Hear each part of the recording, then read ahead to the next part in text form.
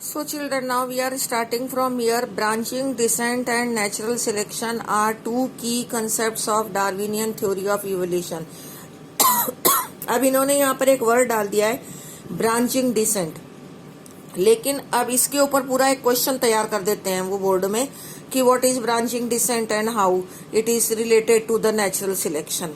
अब इसको आपने समझने के लिए व्हाट आर द टू की, ऐसे इन्होंने यहाँ लिख दिया कि टू की कंसेप्ट्स, तो what are the two key concepts. Branching descents का मतलब होता है, as I have written here, कि branching descent and natural selection are the two key concepts of the Darwinian theory of evolution. I have copied it from here only.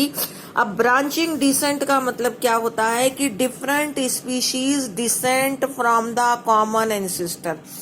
This we have done when we were discussing about the Darwin's finches. ये इसका example है कि all the Darwin finches have arose from the common ancestor. This Darwin has proved. तो वहां से उसने एक ये कंसेप्ट लिया ब्रांचिंग डिसेंट का कि all the organism different species have common ancestor.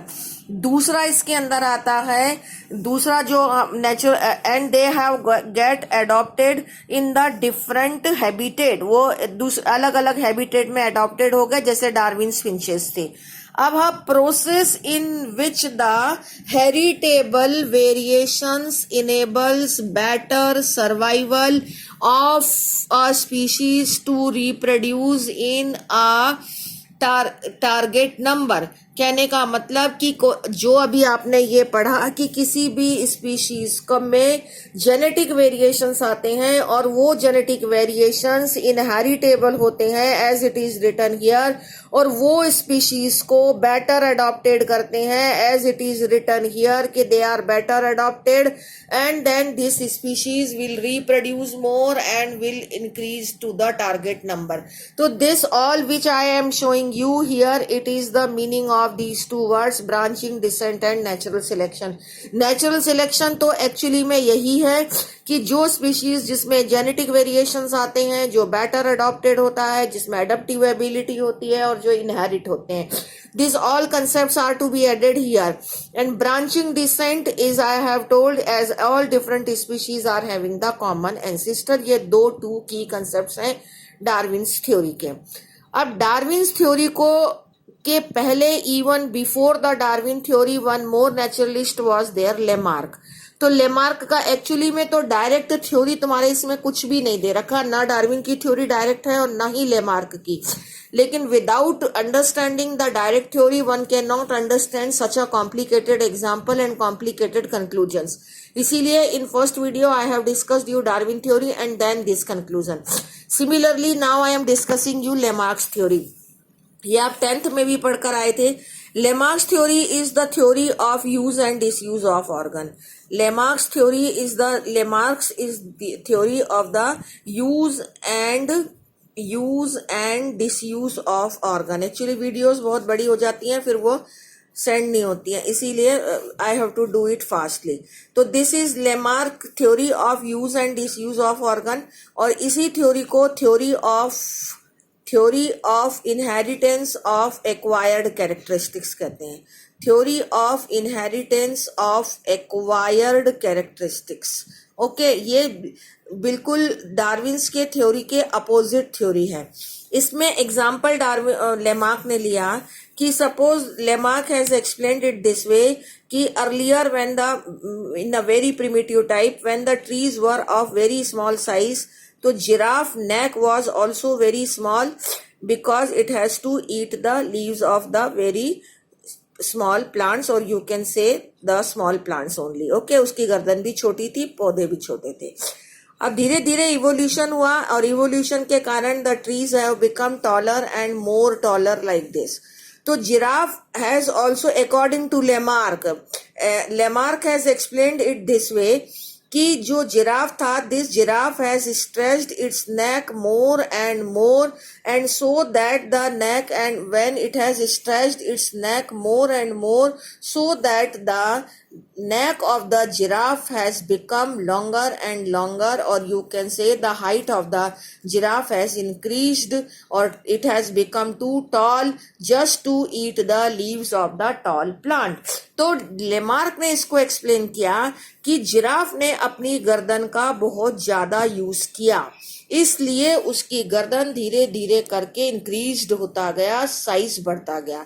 तो कहने का मतलब कि theory of inheritance of acquired, कि this character is been acquired by the giraffe during its life cycle and so that and keep on transmitting, and so that its neck has become longer, and gradually this has adopted to the new condition.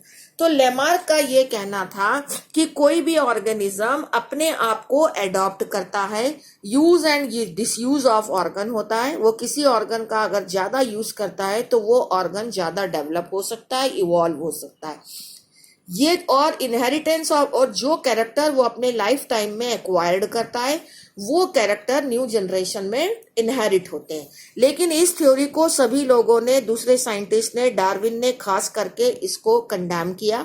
वो कैसे? Use and disuse का मतलब simple example है कि मान लीजिए one muscle man is there, जिसको पहलवान बोलते हैं, is using his muscle too much, तो क्या उसका offspring will also be there with the developed muscle? क्या उसकी मसल ऑलरेडी डेवलप होंगी? नो, ऐसा नहीं होता।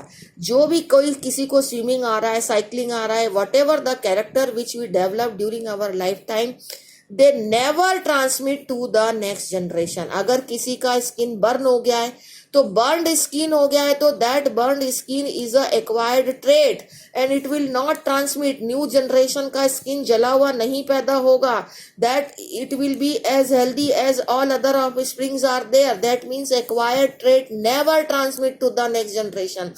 Only genetic variation transfer to the next generation. Hence, Lamarck theory was condemned by the Darwins, and Darwin has proved that only genetic variation transferred to the next generation and not the acquired trait.